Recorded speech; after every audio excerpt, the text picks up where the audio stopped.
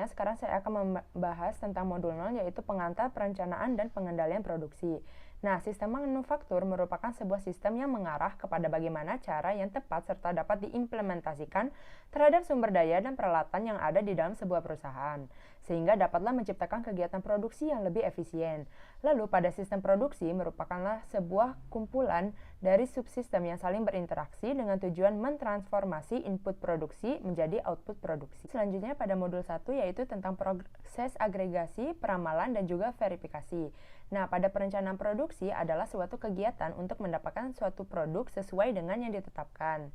Lalu, pada proses agregasi merupakan sebuah pengelompokan yang terdiri dari beberapa jenis item atau produk individual dengan pola yang serupa menjadi kelompok produk. Perencanaan agregat adalah perencanaan yang dibuat untuk menentukan total permintaan dari seluruh elemen produksi dan juga jumlah tenaga kerja yang diperlukan. Peramalan sendiri itu merupakan proses untuk memperkirakan berapa kebutuhan yang diperlukan di masa mendatang, meliputi kebutuhan dalam ukuran kuantitas, waktu, dan lokasi yang dibutuhkan dalam rangka memenuhi permintaan barang maupun jasa.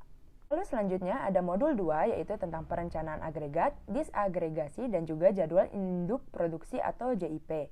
Nah, perencanaan agregat merupakan perencanaan yang dibuat untuk menentukan total permintaan dari seluruh elemen produksi dan juga jumlah tenaga yang diperlukan. Disagregasi merupakan sebuah proses untuk merubah hasil rencana agregat menjadi jumlah yang harus diproduksi untuk setiap produk atau item. JIP sendiri atau jadwal induk produksi adalah suatu rencana terperinci mengenai apa dan berapa unit yang harus diproduksi pada suatu periode tertentu untuk setiap item produksi. Selanjutnya adalah pembahasan mengenai RCCP. RCCP ini adalah menghitung kebutuhan kapasitas secara kasar dan membandingkannya dengan kapasitas yang tersedia.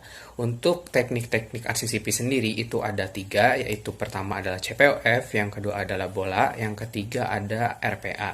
Dan pada saat pengambilan keputusan ada 2 langkah, yaitu menentukan kapasitas yang tersedia dan membandingkan kapasitas yang dibutuhkan dengan kapasitas yang tersedia. Apabila kapasitas yang tersedia tidak mencukupi, dapat dilakukan 5 alternatif. Yang pertama adalah overtime, yang kedua subkontrak, yang ketiga alternate routing, yang keempat ada hiring, dan yang terakhir adalah revisi JP. Material Requirement Planning adalah teknik untuk menghitung kebutuhan material dengan menggunakan Bill of Material, data persediaan, dan jadwal induk produksi.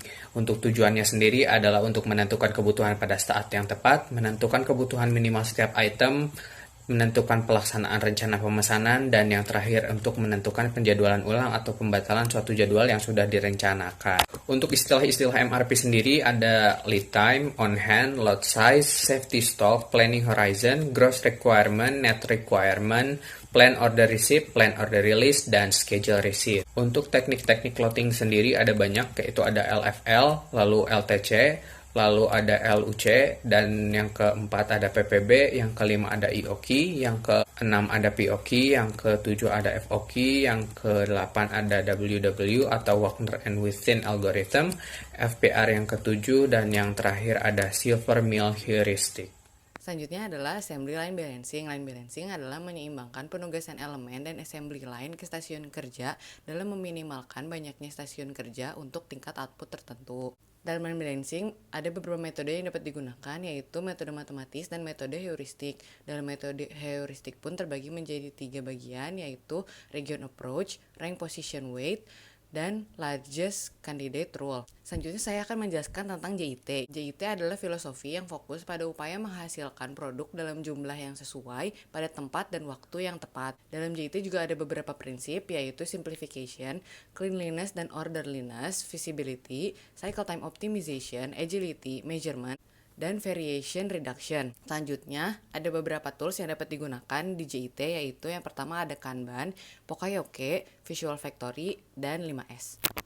Hubungan dari semua modul dapat dilihat di modul 6, yaitu pada modul 6 terdapat data modul 0 dan modul 5 yang digunakan untuk mengetahui berjalannya suatu produksi. Kesimpulan yang dapat ditarik dari praktikum Sispromasi ini adalah kita dapat mengetahui bagaimana satu produk itu diproduksi. Tentunya melalui modul-modul 0 sampai modul 6, di mana data-data yang terdapat pada setiap modul itu saling terintegrasi satu sama lain. Data-data tersebut kita gunakan agar kita bisa mengetahui bagaimana satu produksi dapat berjalan secara optimal, efektif, dan efisien.